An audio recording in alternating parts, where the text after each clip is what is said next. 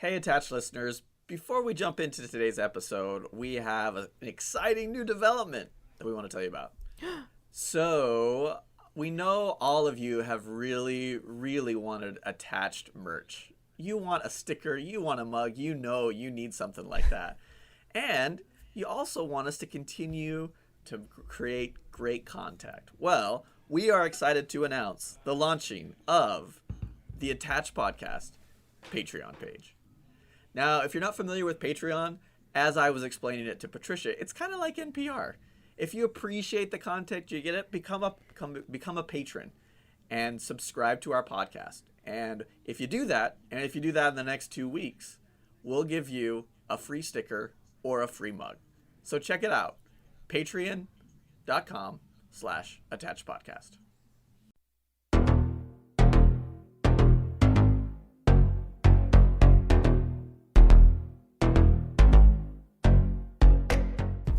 Welcome to Attached, a podcast about the loved ones we're attached to, and the good, the bad, and the ugly advice about these relationships that maybe we shouldn't be so attached to. We here at Attached want to share ways to enhance your relationships and debunk all that bad relationship advice using science. Whoa. I'm Dr. Patricia Robertson out of the University of Tennessee. I'm Dr. Jacob Priest from the University of Iowa. And I'm Dr. Sarah Woods out of UT Southwestern Medical Center in Dallas. Today, Jacob will bring us something interesting, I'm sure, for pop and culture. Then, in the Academic Deep Dive segment, we're going to discuss the academic article, Social and Emotional Loneliness, Longitudinal Stability, Interdependence, and Intergenerational Transmission Among Boys and Girls. And in good or bad advice, we are going to talk about some advice requested by a listener about how to connect with family members who live long distance. Isn't this so relevant to so many of us these days? Mm-hmm. If you have advice that you'd like us to talk about, please send it in. You can leave us a message at 865-229-6775. Email us at attachedpodcast@gmail.com. Get at us on the social media, Twitter, Facebook, Instagram, at Attached Podcast, or you can go to our website, attachedpodcast.com, and send us a message from there. But before we get to all of our wonderful content for today, how is everybody doing? So, Iowa is having the best March that it ever has had since I've been here for the last 7 Marches. It is gorgeous right now. Are you worried you're speaking too soon? Yeah, kind of. I'm actually worried that March is going to come and bite me in the ass, but An aggressive wow, March.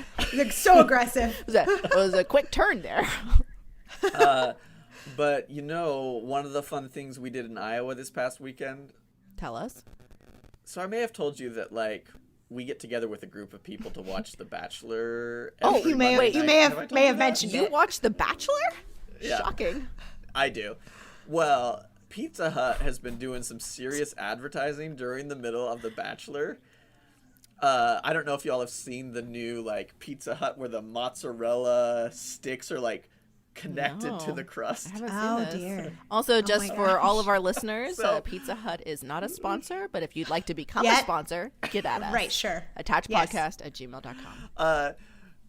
So Chelsea, that has been something that as she's seen that more and more, she's like, I gotta try that. Yes. I gotta That's try the that. baby talking. So this past Friday, we actually went over to our friend Liz and Michael's house. Yes. We ordered that pizza, and we watched the original Teenage Mutant Ninja Turtles movie. What? It was My goodness. an amazing Oh my 90s gosh, night. That does sound amazing. That movie has aged so well, by the way. If you haven't seen Teenage Really? Mutant Ninja Turtles, the original, you need to go watch it. It made me very happy. Okay. I was on the fence about the mozzarella cheese sticks on the crust. Chelsea was definitely Oh my all on board. gosh. So take I that love recommendation it. for what you I will. love it. I do feel like Pizza Hut was like a real 90s food, though. Like that was, you remember they did that, wasn't it them that you had to read like 50 books to get Book yeah, it. yeah, yeah, Yeah. to get like little personal And pants. you got yeah, free yeah, yeah. pizza? And when like the movies came out, they'd have all these like crazy big like rubber hand puppets and Oh stuff. my gosh, I do remember I don't that. know if do kids have that No. today? I don't know. I don't know what Pizza Hut is doing in advertisement these days, but I know what they can do. Apparently. You got to watch The Bachelor. Right. We're watching the wrong television. We've also been doing a little bit of a 90s flashback here. And I mean, not here in my house. My friends virtually in the last few days have been recovering old photo albums. And we've been sending pictures from, from like pre-adolescence. The pictures that you hope you grow up and nobody ever sees. And a lot of them I have no memory of. And I had to suggest, like, I think I need to call my therapist because there are some, like, really, really terrifying photos. And stuff that, because there weren't digital pictures, it was film, right? So every picture that you took, like, you really, really had to hope they came out good. And whether or not they did, you still put them in your photo album, like physical photo albums. But I've been really enjoying how I, like, as a kid in middle school would, like, caption these pictures. Please share. Like, just like a grandmother, and suggest, there was one that we looked at yesterday that I put like, oh, Kelly visits. It's a picture of her in my room. Like, she lived 5 doors down from me, but I wrote these captions like she lived across the country. They are amazing. And this is like a visual format, right? A podcast, or else I probably wouldn't share these anyways. If you want Sarah to share them. But they are great. That's right. Actually, if you'd like Sarah to share them, join Patreon for $6. Oh, and yes. I'm going to add that in there. Sarah, we will get bonus. a special picture for That's Patreon. Right. You get a mug, a sticker, Subscribers and only. a picture of me at 13. And it is terrifying. I'm going to Yeah, subscribe right. twice That's just for right. that. Oh, it's so bad. The bangs alone, they probably would, I imagine they look like what the mozzarella sticks on the crust look like, just like real heavy and across the forehead, just really blunt. Most of my hair was in front of my face, so That's amazing. So I have something to share with you guys. terrifying. I think Jacob might lose his mind. So Jacob, are you sitting down? Uh-oh. Okay. Yes, I'm sitting down, but I'm kind of like bouncing now. Last night, I did something incredible. I attended a silent disco. Do you know what this is, Jacob and Sarah? Yes, I do know what this so is. So this is where you basically rent headphones, and there's this ongoing playlist. And if you want to dance, you just put the headphones on, and you can dance wild and crazy. But if you want to talk to people, you don't have to. But the great thing about it is there are like 3 different stations, and you know which station you're on because your headphones light up. Yes. So if you see somebody dancing amazingly and you look at their headphones, you can change it to that station and dance to whatever you want to. It was spectacular. I mean, full-blown dancing. There was a disco ball. It was one of the most fun experiences I've had in such a long time. I highly recommend everybody How clever. do it or put one on. These are like headphones that you can rent. So it was like $10 a person, and there were probably like 30 people there. So it was just like a party you can have, and you don't have to get a DJ. It was so amazing. My legs hurt. I danced that hard last night. That is so awesome. cool. Jacob, I feel like also we have to do this, like, somehow. Oh, right? next Like, I conference feel we're like we together. have to do this for like an academic conference. I feel like academics would love it. Oh, also, I did Woods, not. you Yeah, I don't did not know. get the invitation for that. Also, Woods, you can do it. I just know how Sure. much Jacob loves to dance. Sure. Woods, before we knew you, which just seems like that can't time remember doesn't it. exist, Patricia and I went to a National Council on Family Relations conference, and we owned the Nice. dance floor. There, we were probably the only 2 people on there, but people just started looking, or like coming around us and just like looking at I us. think and actually, Is that cheering. the- like, It was people pretty started asking if we were high or drunk, and we were completely sober. Oh, both of us, 100%. Is that the sober. same conference where she wore her Virginia Satir costume that I've heard about? Is that a Different different? conference. different- conference. That was a different I really conference. make a name for myself at conference. Listeners, Google Virginia Satir and then find a picture of Patricia on our Patreon page, and you'll see how those two can really Yep. really connect. 100%.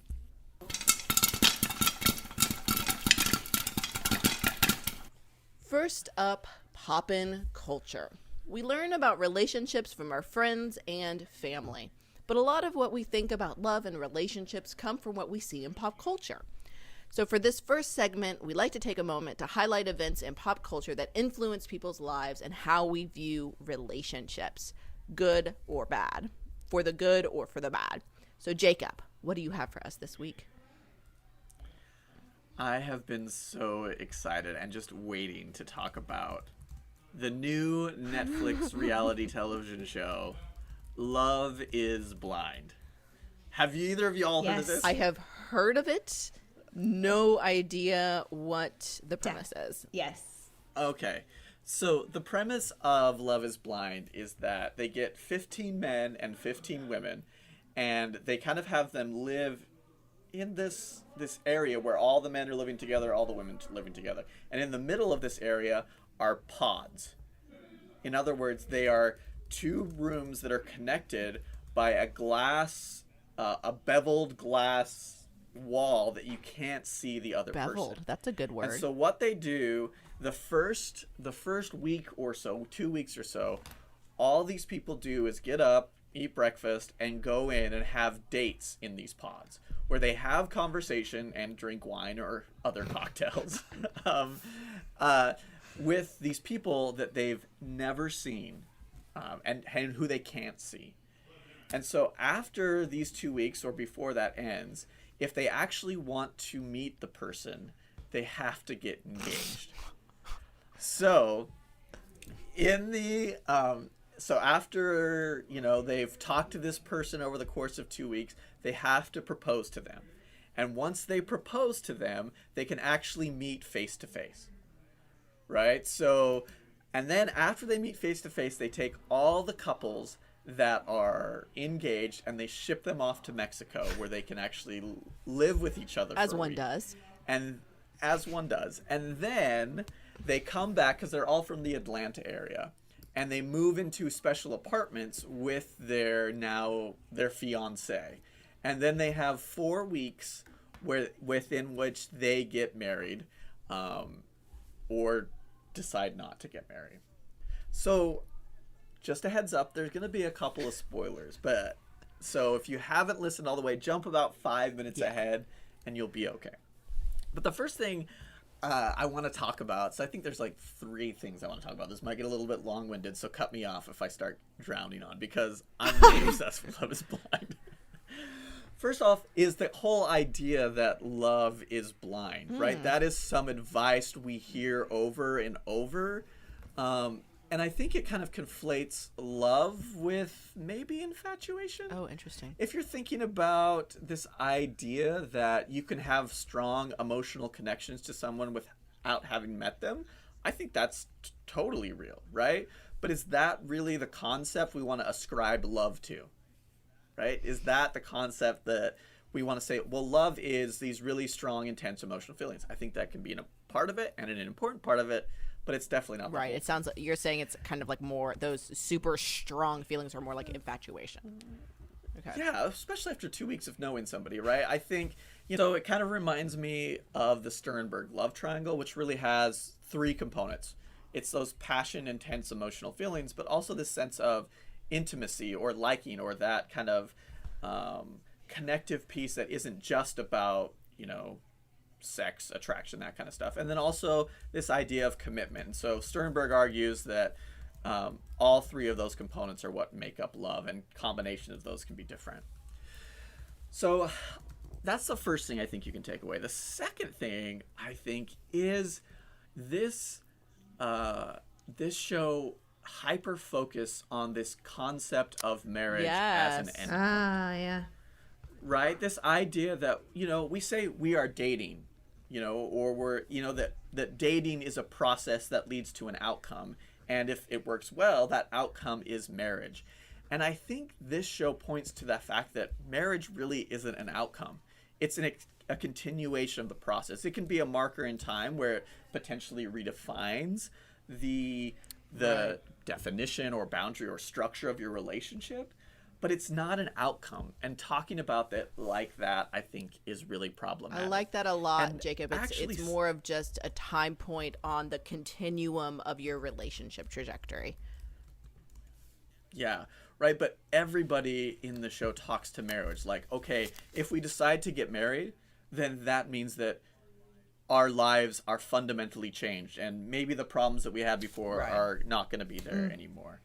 And also, this arbitrary timeline we tend to put on relationships, I think, is hyper present in this show as well. Right? They have 4 weeks to decide whether or not to get married, and like, to a certain extent, I think our culture in particular has those expectations. Like, oh, well, y'all have Yes. been dating. When are you Right. going to move in together? And, oh, well, you've lived together. When are you going to get engaged? Oh, well, you've been engaged now. Why aren't you married? Oh, you're married now. Why don't you have kids? Right? These Yes. arbitrary timelines that we create for ourselves put a lot of pressure on the process that I don't think is Right. always Yep. a good thing.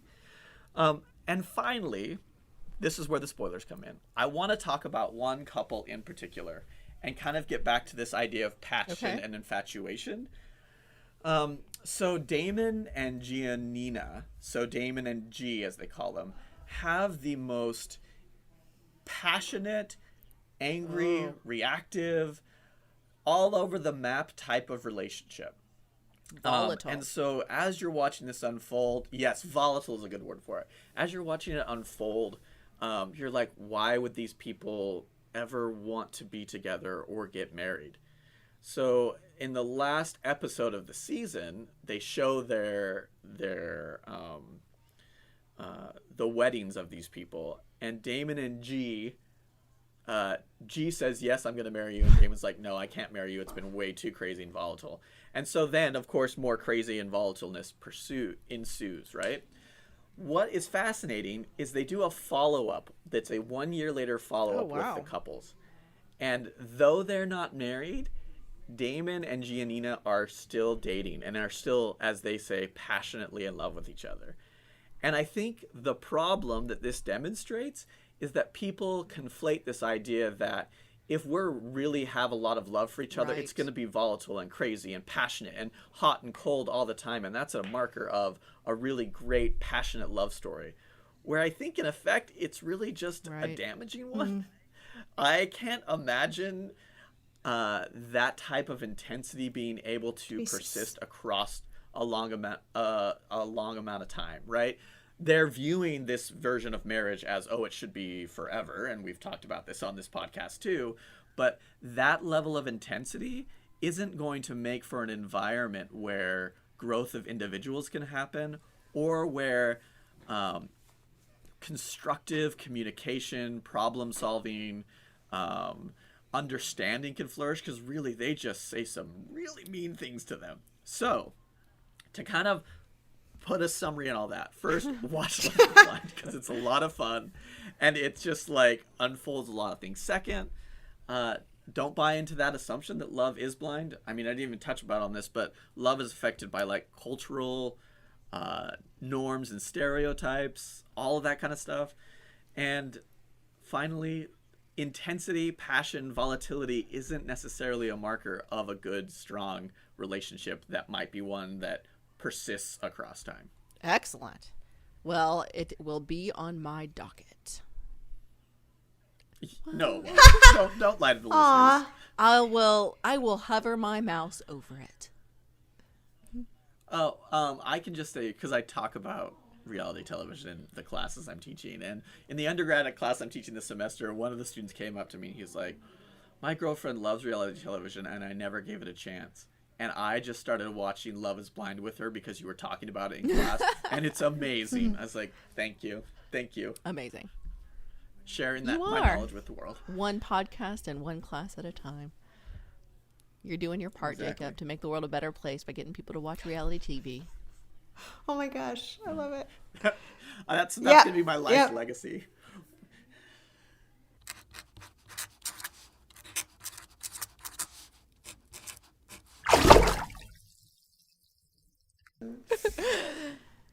now we are going to move to our academic deep dive segment and talk about an article titled Social and Emotional Loneliness, Longitudinal Stability, Interdependence, and Intergenerational Transmission among Boys and Girls. Recently published by Anne-Elina Salo, Nina Gentila, and Marja Varas from Finnish University, the University of Turku, published in the Journal of Family Relations.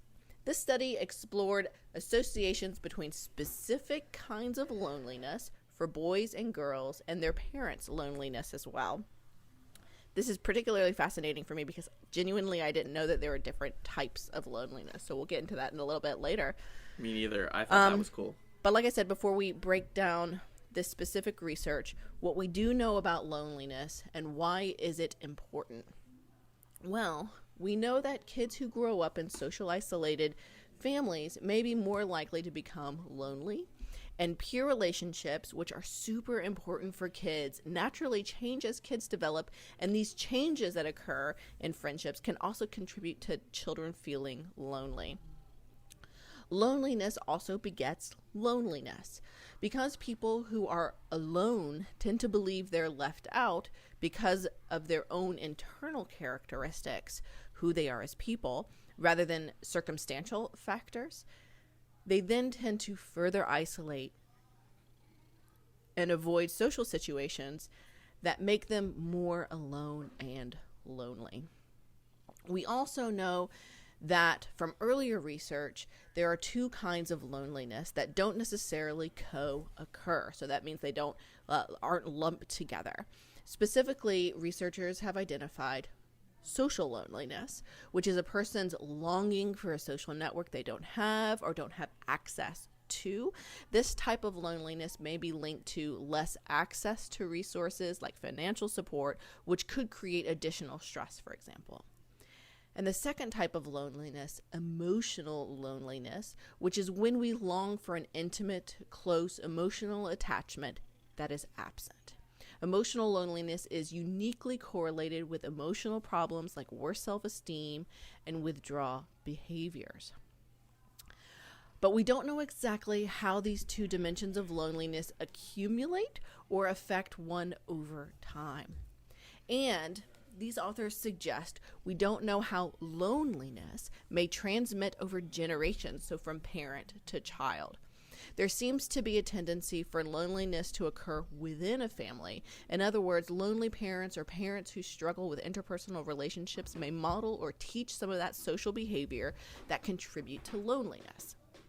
So, these researchers suggest that gender-specific parenting may uniquely convey loneliness from parents to boys versus girls.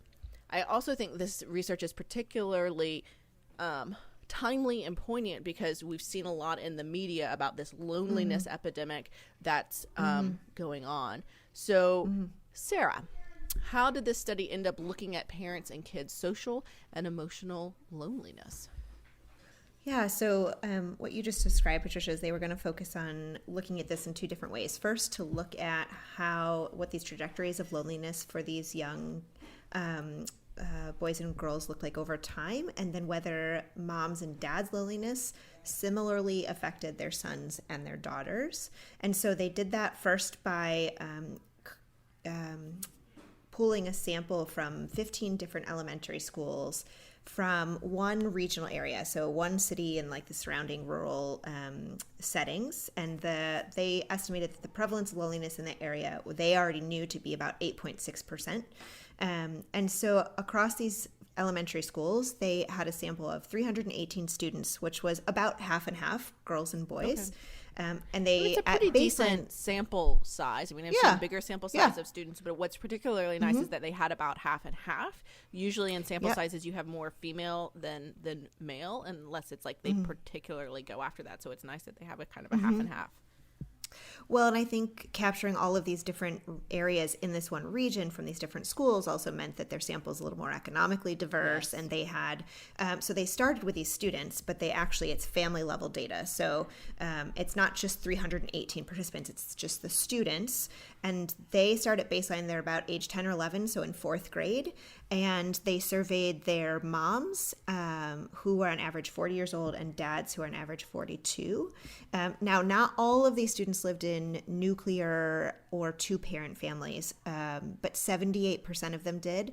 And then another 11% lived in some sort of blended family with step-parents, and 11% in single-parent families, which was mostly moms.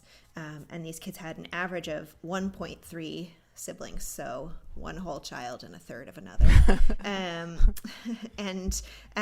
So the students rated their loneliness during a school lesson, and then they did it again each of the 4 following semesters, which was a total of 5 times over 2.5 years. And what I really was impressed by is 89% of these kids had no missing data. Wow. So most of these kids had valid responses at each one of these time points, which is really amazing. It is really amazing. So was it the same loneliness measure over time? Mm-hmm. Yes. Okay, Yep. nice. So they use a different loneliness measure for the kids than the parents, which is developmentally appropriate. Right. But yes, they did the same one over time. And the parents answered their loneliness survey just at baseline so that they could track the connections between parents' reports of their social emotional loneliness and the kids' reports over these 2.5 years. So that measure that you just asked about, Patricia, for the children focused on those 2 kinds of loneliness. So the lack of involvement in a social network, but also that absence of close dyadic friendships. So they would answer items.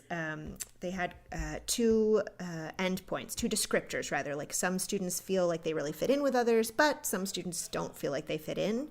And then the child would pick which one they felt was most like them, and then answer how much they felt it was like them to get their score, which I thought was a really interesting measure technique I hadn't heard about before.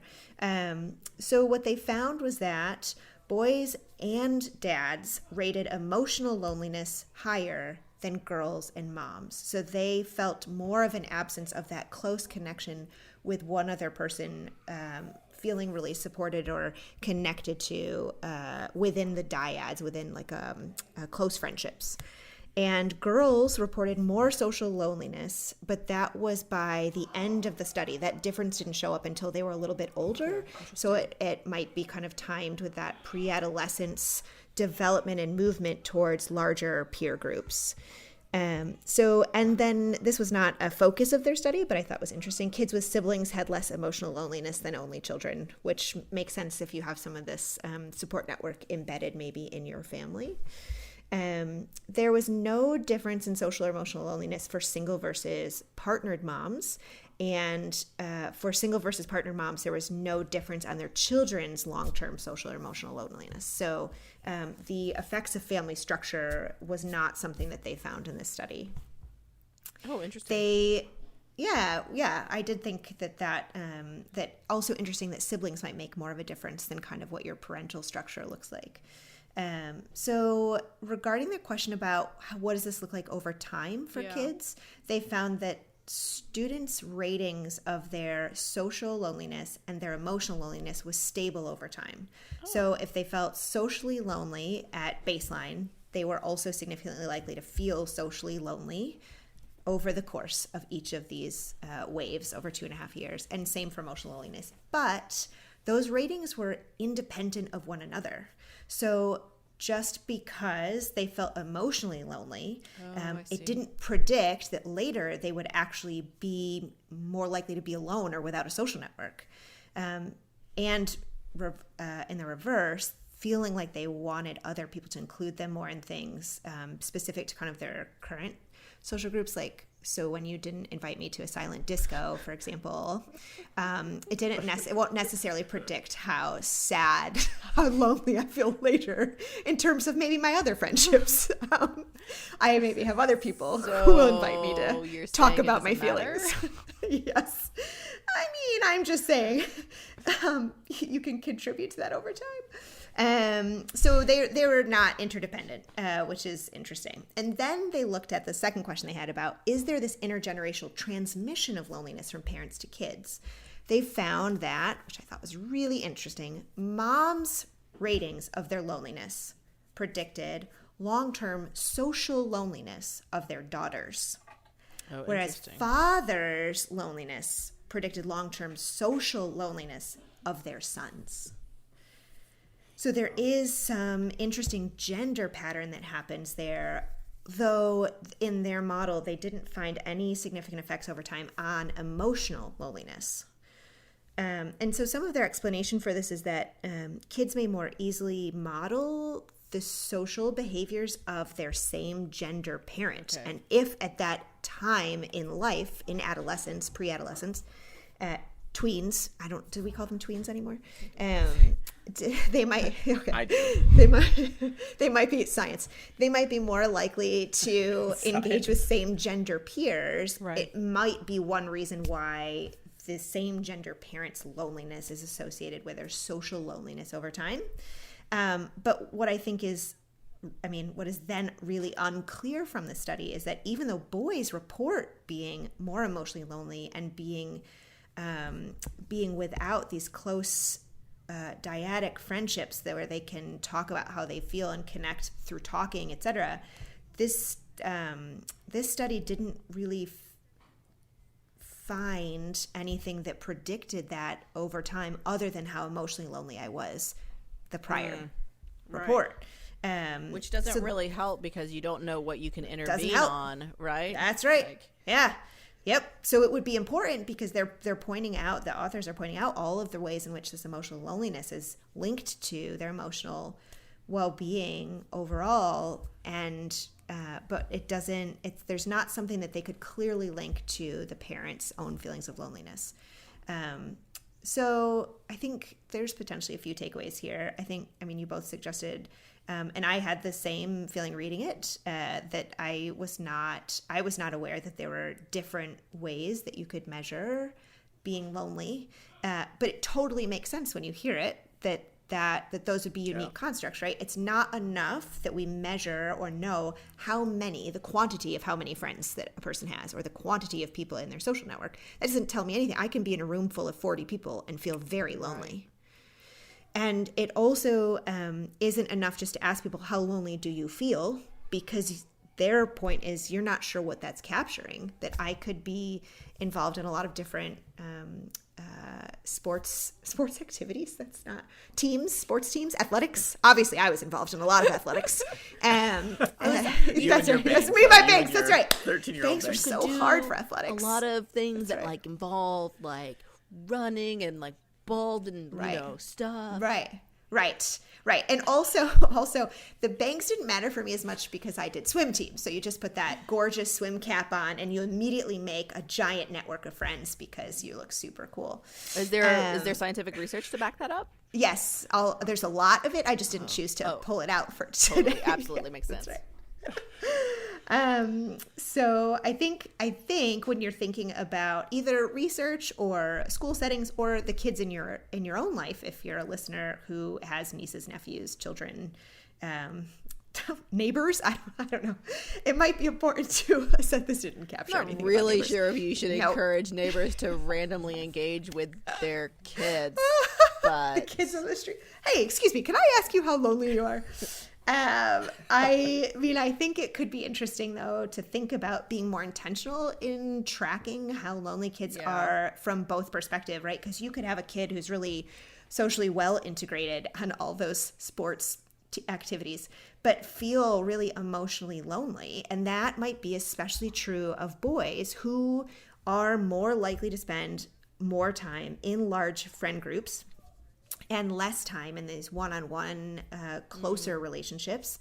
And because of these gendered social norms and their tendency to be maybe taught to suppress emotions like feeling left out or feeling sad, especially by their fathers, who research shows have more of a tendency to kind of try to squash or suppress or minimize feelings like sadness or withdrawing. It might be something that boys are much less likely to share that they're feeling because it's not socially acceptable to say that they really want a close friend to talk with.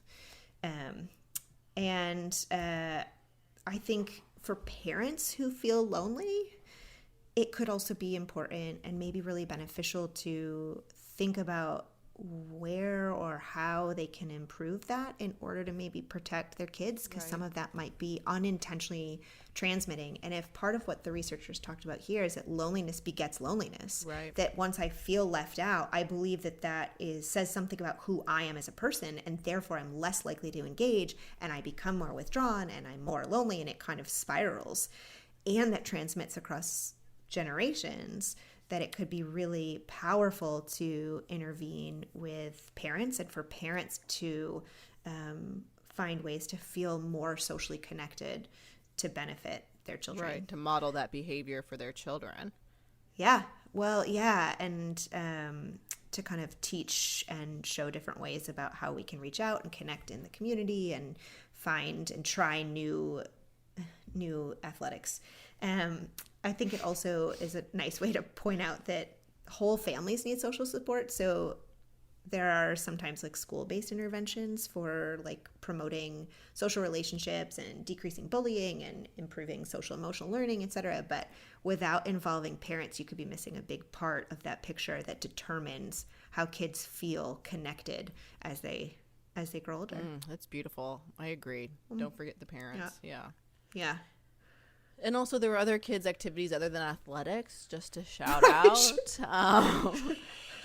There are art classes. There's more parks. Music. Parks? Is it not? Parks? I don't know.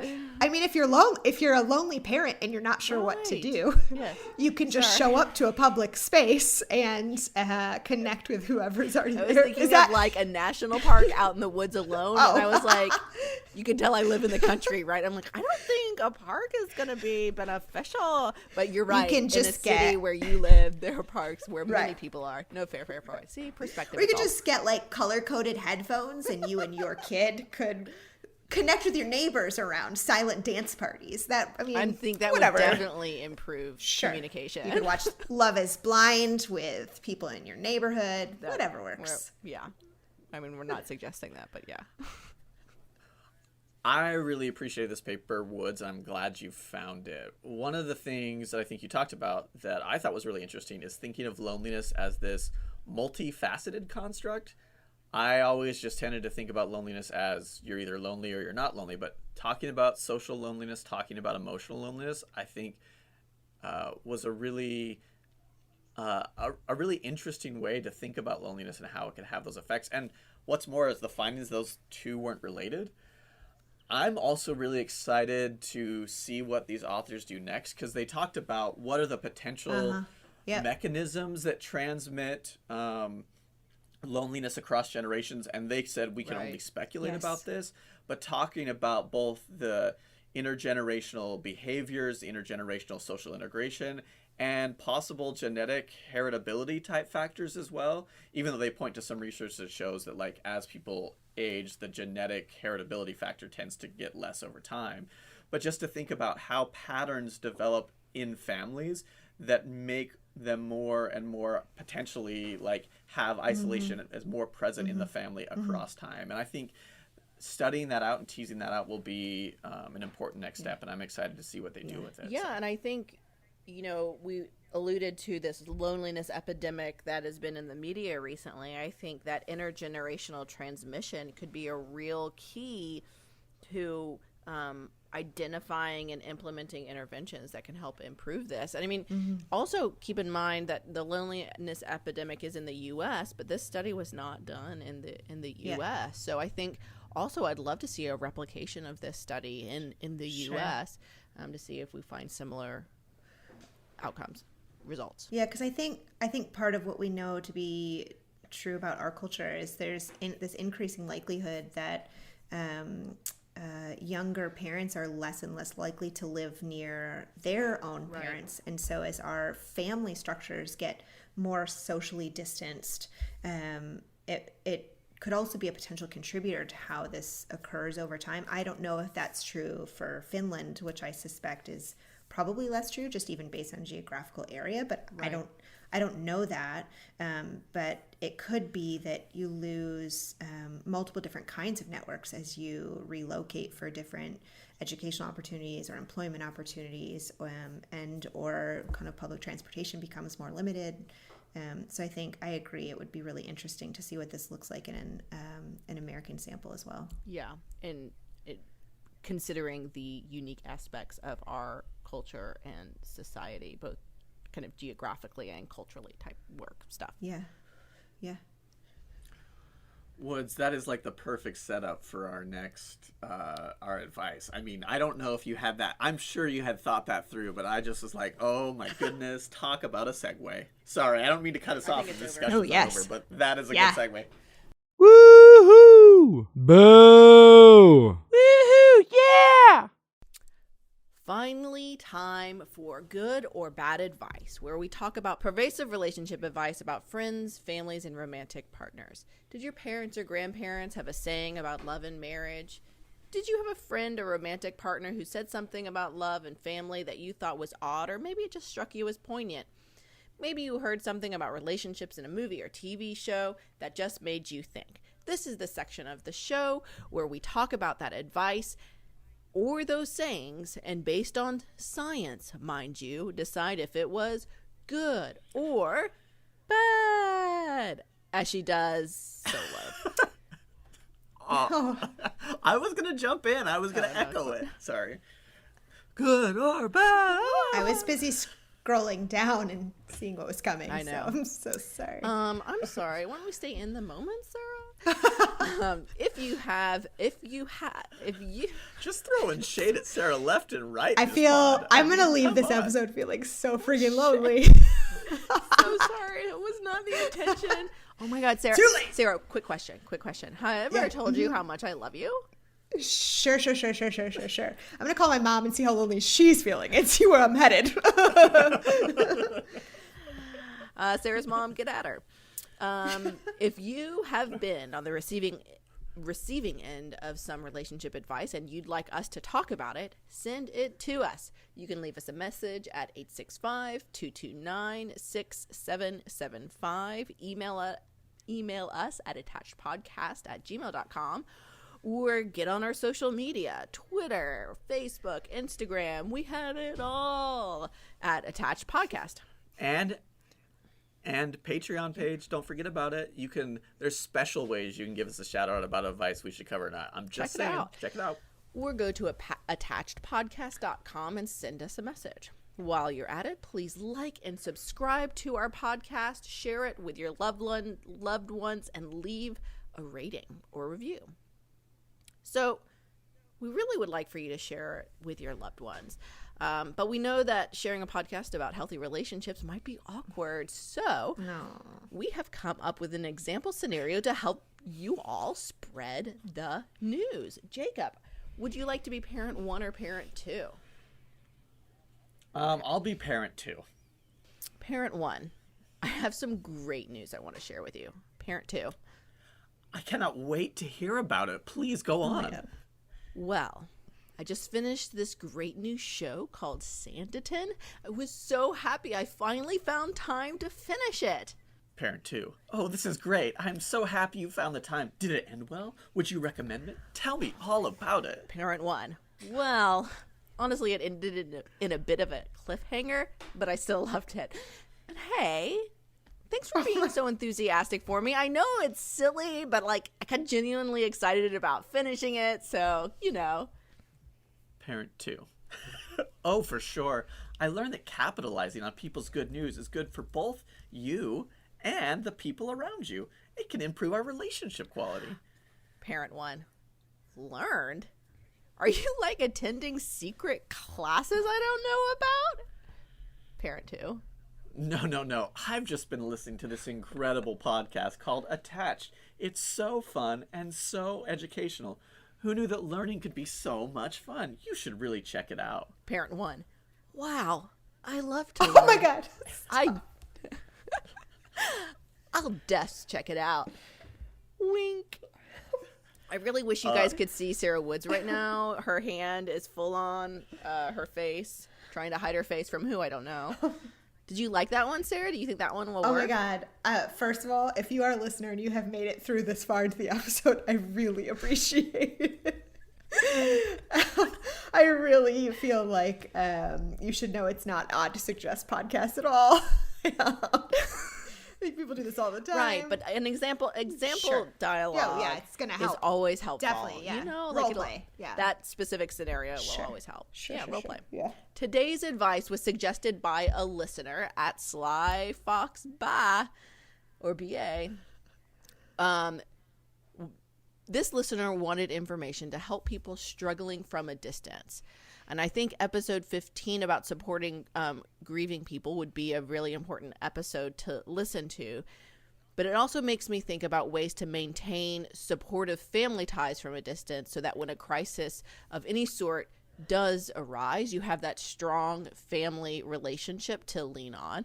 And we are just alluding to the fact that a lot of people nowadays live really a far distance from their family that they grew up in. So it could be particularly challenging to maintain those family ties. So with that in mind, we found an article by Modern Love Long Distance website by Lisa McKay called 10 Ways to Help Children Connect with Long Distance Family and Friends. So as always, we're not going to have time to go through all of them, but we'll post this on the website so you can read all of them. Are you all ready? Yes. Okay. So first one is visit when you can. And this goes both ways. It's important for grandparents and parents, all of the family and friends, to visit as it is for children to visit them. So going back and forth, visit when you can. Advice one. Good or bad advice? Good advice as long as you like your family, right? As long as it's not a toxic environment. I think the emphasis on the paper is maintaining and building great relationships across long distance. Both Chelsea and I's family live far away from us, and we really value the time we get to spend with them. But we're also pretty consistent of trying to how can we gauge the length of time that's good? And that's kind of a trial and error of saying okay, did we wear out our welcome, or have we felt like, okay, it's ready for us to leave? So I think negotiating that too is a good thing to find out when you're visiting people. You don't want to overstay your welcome, and you also don't want you, the visitor, to get burned out and frustrated with your family too. Right. So it's about finding a balance. And one thing I really like about this article is it's kind of emphasizing how, as a parent, you can help your child facilitate a relationship with family and friends long distance as well. Yeah. Sarah? Yeah, I think it's just really simple, good advice if you can afford it, depending on kind of the distance. Right. This advice might be kind of more specific to people who are financially more able to make these trips back and forth, but I definitely think there is a difference between connecting to people face to face and connecting to people electronically, and that could really be the case for kids, but also the people who love kids, because they change so quickly within such a small amount of time. So yeah, I think that this can really help kids feel connected to people they don't see very often. Next, so good advice. Yes. Good advice. The next one we're going to talk about is involve children in some, and this is italicized, some Skype or FaceTime calls. Make sure you involve children in some, but not all of your video calls. Consider making these kids included calls a regular part of your routine, maybe every second Saturday, and schedule these all family calls for times when your kids are not likely to be too tired or hungry. Good or bad advice? I think this is good advice. I actually was thinking about it as an expectant parent whose grandparents, the grandparents and aunts and uncles of our future child will all live far apart. I like this idea of building it into a part of routine to make sure it's consistent and predictable, because what we know from research is kids value predictability and stability, and it also kind of gets them something I would think to look forward to. So I really like this advice. I think good advice. Yeah, I agree. I think it's good advice. In my own personal life, scheduling these calls would never work for me. So I think making sure Right. there's some flexibility for busy families and for children who, if you made a plan to talk via FaceTime tonight and they are, yes, getting tired or they're hungry or they're just not in the mood, if you force those conversations with people that they don't maybe they don't connect with as frequently as you have in your life as a parent, that could really, backfire a little bit, I think. And so having flexibility in there to allow kids to connect, and also not kind of, if it's been a few weeks since you've connected with them last, not forcing that conversation to go for like forever, For hours, yeah. to make up for lost time. It doesn't work that way for kids. Their developmental capability to sustain attention for that long is not going to work. And what I like particularly about this article, and we didn't have time to go into it, is within this section they had advice for both the parents of the children and also the grandparents on the other that's end important. of the line. Because it is a two-way Yes. street where the parents may need to prep the kids ahead of time, remind them of like courtesy on video chat calls, and also kind of prep the kids for like, what stories do you want to tell grandma and grandpa this week, so they have something to talk about. And also from the grandparents' side, just patience that kids aren't that into like talking and don't necessarily get video chat as well. So that that's on here as well. I just don't want to shortchange it. So it sounds like good advice, but understand the developmental limitations of it. Yes. Yes. Blog, keep private family Facebook or Instagram accounts, or write regular newsletters. If you live far away from friends and family, figure out some way you can help them feel connected to the little details of your life, not just the big news. So I'm going to say this is bad advice because I feel like it's just going to become more emotional labor for the potential female partner in the family. Right? Like I kind of think that writing a regular newsletter about your family, blogging, or keeping a Facebook account just to keep people informed seems like an extra step. Yeah. Like I feel like we don't need to burden.